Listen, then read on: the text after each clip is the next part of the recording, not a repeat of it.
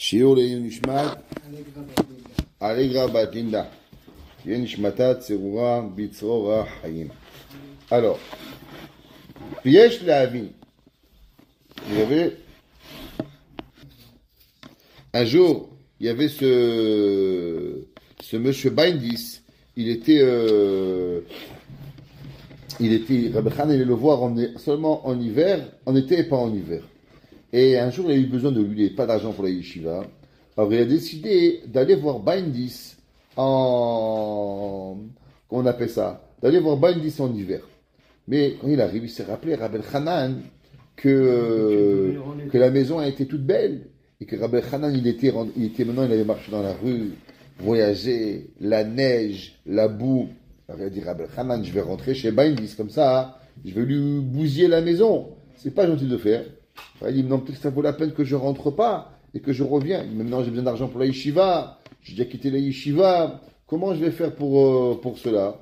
Et il s'est rappelé qu'il y avait derrière, il y avait une porte de côté. Alors il a dit, je vais toquer à la porte de côté. Et au moins, je ne vais pas rentrer dans, ça y est, toute la maison. Alors il a fait le tour, il a toqué à la porte. Et qui c'est qui est venu ouvrir? Baindis, il avait deux filles. Les filles, elles ont reconnu Rabbi Hanan Vassaman, Gadolador, t'as vu de Rabbi Hanan, Rabbi Hafetz Chaim. Alors il arrive, il dit, papa, il y a Rabbi Hanan dans la maison, papa, il y a Rabbi Hanan. Et le monsieur, il arrive à la porte, il ne voit pas Rabbi Hanan. Il dit, non, il est dans la porte de derrière. Et il voit Rabbi Hanan, tout plein de neige, rempli de neige, de boue. Et là, il comprend qu'est-ce qui arrive. Et là, Baindis, il a dit, oh, il va voir Rabbi, ma pichi, ma hatati. Qu'est-ce que j'ai fait? Pourquoi tu m'as détruit ma vie? Il dit, pourquoi j'ai détruit ta vie? Qu'est-ce que je t'ai fait?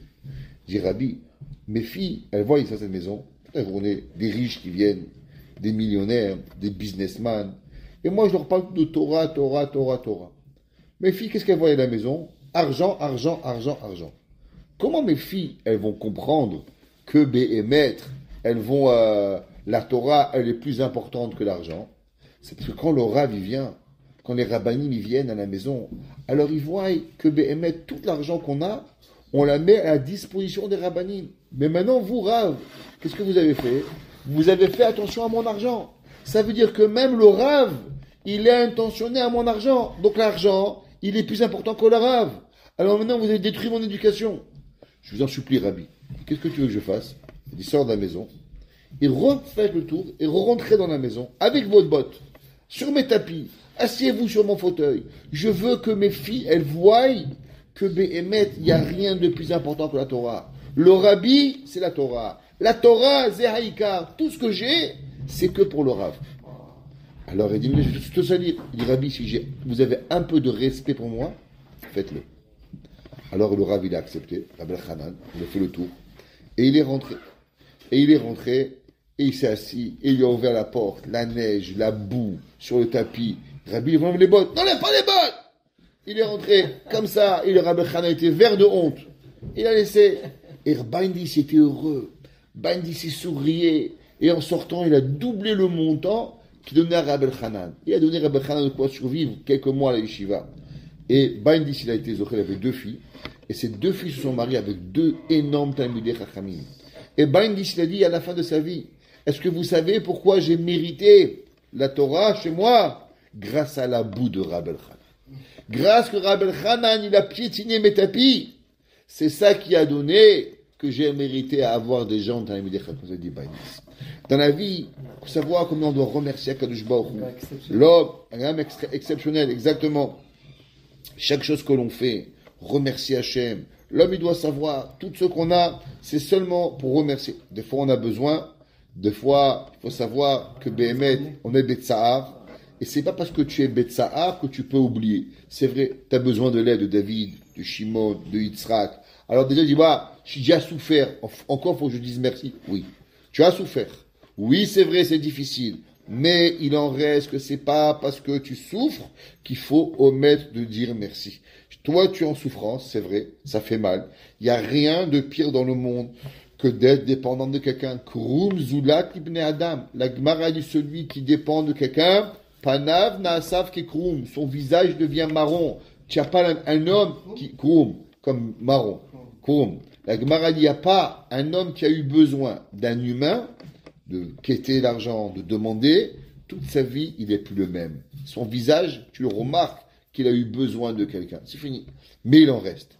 Que c'est vrai que ça fait mal. C'est vrai que c'est un nisayon pour de marier les enfants, la yeshiva. C'est des chonotes, ça. C'est des grandes bouchottes d'aller. Mais, l'on aura. Kadosh Baruch Hu, nous, notre youv, il est d'être là et de remercier chaque juif, chaque personne. C'est pas parce que tu as de la douleur que tu oublies de dire merci à quelqu'un.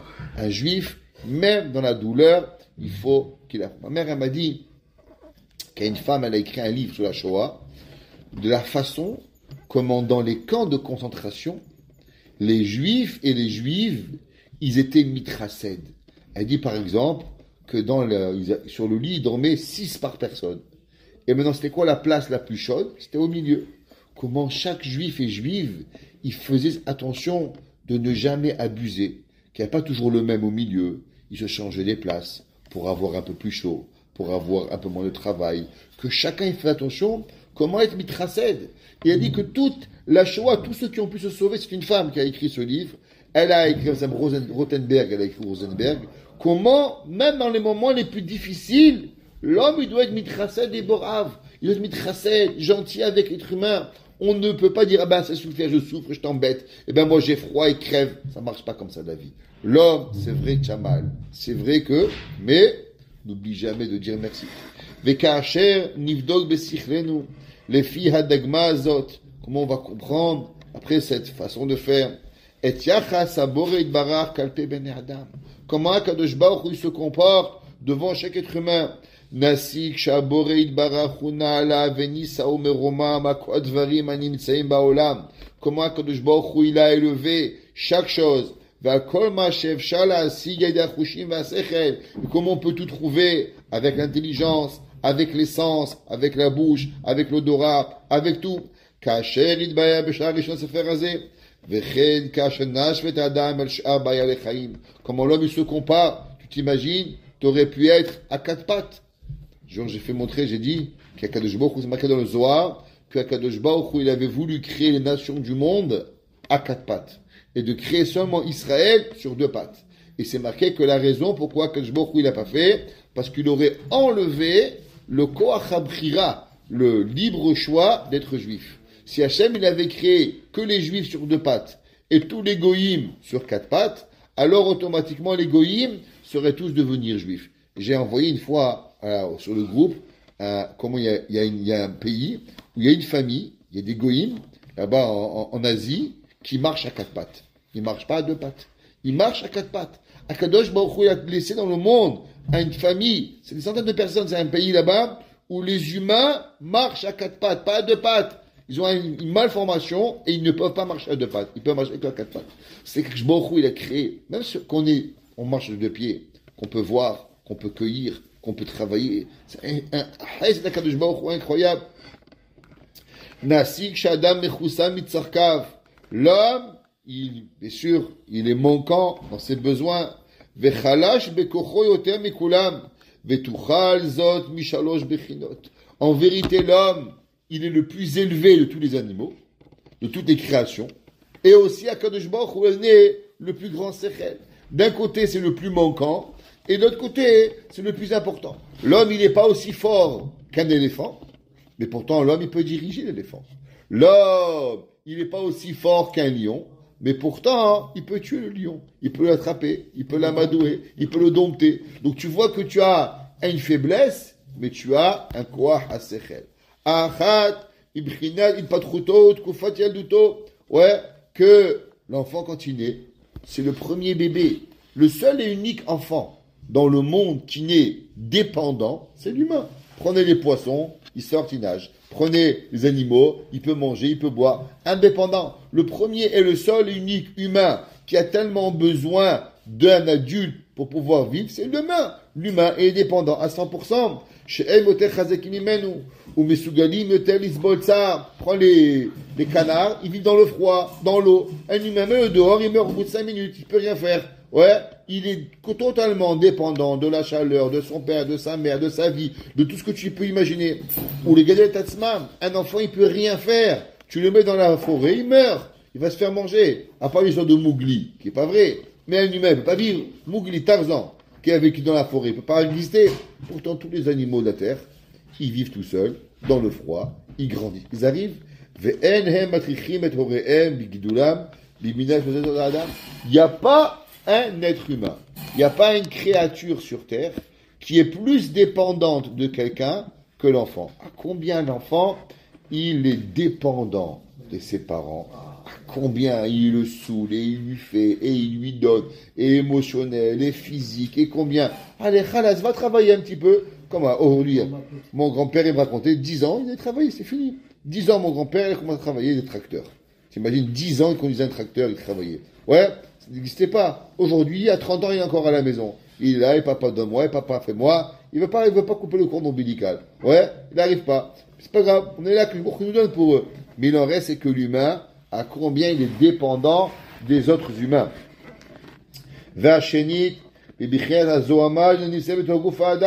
Combien l'homme, il a besoin d'aller aux toilettes, il a mal au ventre, il a ci, il a... Les animaux, ils n'ont pas de problème, ils vont aux toilettes tout seuls, c'est naturel, ils n'ont pas de toilettes, ils n'ont pas besoin de papier, ils n'ont rien besoin, Baruch Hashem. Tout leur corps, il fonctionne. Nous, on est trop dépendants de n'importe quoi. Et si l'homme, il est sale, alors ça fait mal, il a une plaie, la vache, le mouton, lui, il comprend rien, il a de la saleté sur lui, il a des mouches, il a des... Et ça ne dérange rien du tout. Et nous, on est tellement dépendants de chaque chose. Quand l'homme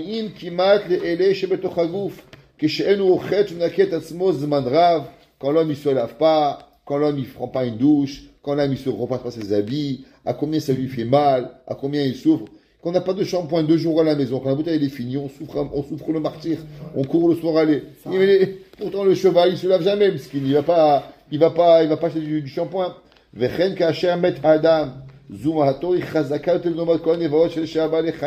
Quand l'homme est mort, l'homme il a besoin de se faire enterrer.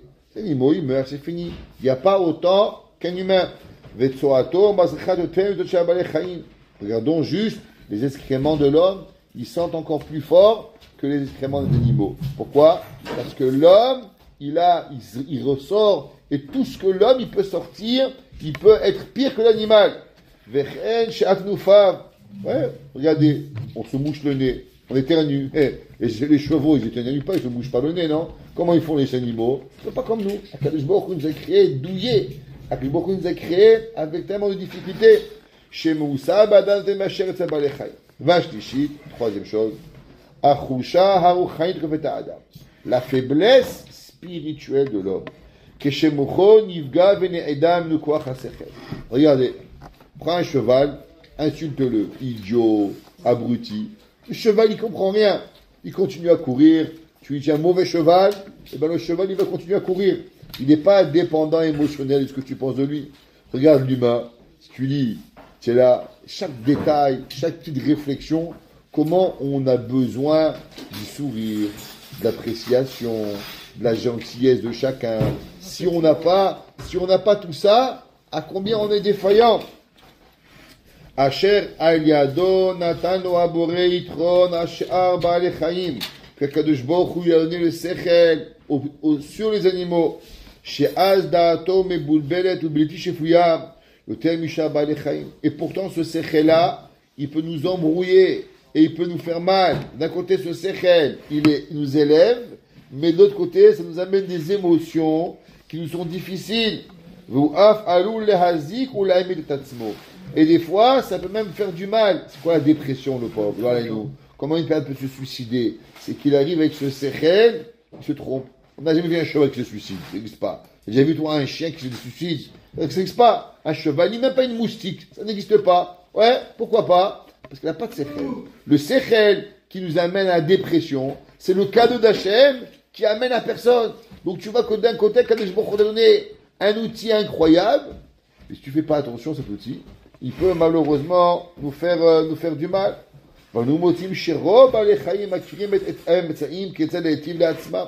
Pourtant, regarde, chaque animal, ils connaissent exactement quoi faire pour leur faire du bien. Et un humain peut passer des années de sa vie à la recherche de ce qui lui fait véritablement du bien. L'animal, il n'a pas de sechel. Et pourtant, il sait exactement qu'est-ce qu'il veut. La vache, elle aime voir un train passer. La vache qui rit. Tchou, tchou, elle est heureuse, elle est contente, elle n'a pas de problème. Et l'humain, il lui faut 30 ans, 40 ans pour comprendre qu'il aime Hayenu. La Torah, c'est le Ikar. Il court, il fait du yoga, il va courir, il fait ci, il va là, il va en vacances, et il fait ci, voilà, il cherche, et à la fin de sa vie, il dit, aïe, aïe, aïe, aïe, aïe, j'aurais dû avoir une famille. Il y a des gens, toute leur vie, ils en sont sauvés, je veux pas une famille, je veux pas de mari, je veux m'amuser, je veux ci, je veux là. Et là, de 70 ans, ils sont dans un hospice de vieux là-bas, ils ont personne, et là, ils regrettent. Aïe, aïe, aïe, si j'avais eu des enfants, aïe, aïe, aïe, si j'avais eu des amis, aïe, aïe, mais je comprends pas, tu t'es sauvé de tout ça. Donc, l'homme, il est même pas capable de savoir qu'est-ce qu'il lui a besoin. Chaque animal dans le monde, il le sait. Et nous, on a un sechel 100 fois plus grand, et pourtant, on n'arrive pas à savoir. Comment arriver à manger? L'animal, il sait exactement ce qui est bon pour lui. Et nous, on essaie du piquant, on essaie de la viande, on enlève le blé, on enlève le riz, on enlève ça, et on essaie 50 000 régimes. Juste un barché mon larade. T'as un sechel, pourquoi t'en sers pas? Pourquoi l'animal, il sait exactement ce qu'il a besoin, et toi, tu peux tout manger, et pourtant tu essaies 1 million de choses, et tu sais pas ce que tu as besoin. Dvarim sharbe bnei adam bevonim en melehem beko sheken chasre hadea shebayam. Et ça, c'est ce que l'homme, il doit voir à combien la complexité que Akadosh Baruch Hu, il a créé l'homme. D'un côté, on est supérieur à tous les animaux, mais de l'autre côté, si on ne fait pas attention, alors on peut être plus bas que tous les animaux. Pourquoi? Parce qu'on peut se servir de ce sechel-là pour pouvoir y arriver. L'homme, il doit savoir une seule chose. Une seule et unique chose. Si l'homme, il est avec Hachem, il a la Emouna, alors tous les outils d'Akadosh Baruch Hu lui donne vont sûrement l'aider, et vont sûrement le faciliter la vie, il va pouvoir grandir. Mais si l'homme, il oublie Hachem, la composante, tous les outils que Akadosh Baruch Hu lui donne, ils peuvent lui devenir le plus grand des calvaires. Il peut souffrir dans ce bas monde à un niveau qu'il n'a pas d'idée. Pire qu'un cheval, pire qu'un moustique, pire que rien. Pourquoi? Parce que le moustique, il a un tachlit. Le cheval, il a un tachlit. L'homme, il arrive à avoir des armes, des fusils, des pistolets, des bombes atomiques, mais il ne sait pas quoi s'en servir. Il peut détruire l'humanité. Le Sachel Ha'adam, le Sechel Ha'enoshi, n'a été créé seulement s'il le met au service d'Akadosh Baruch Hu. Mais sinon, alors non seulement le Sechel, il ne va pas t'aider, mais le Sechel et toute la Chokhmah que Hachem te donne, il va te détruire. Baruch Hu, il fasse qu'on arrive toujours à trouver notre tachlit, à remercier chacun, à comprendre la hatava de chacun de nous, et que jamais, Shalom, on se sert de quelque chose, Amen ve Amen.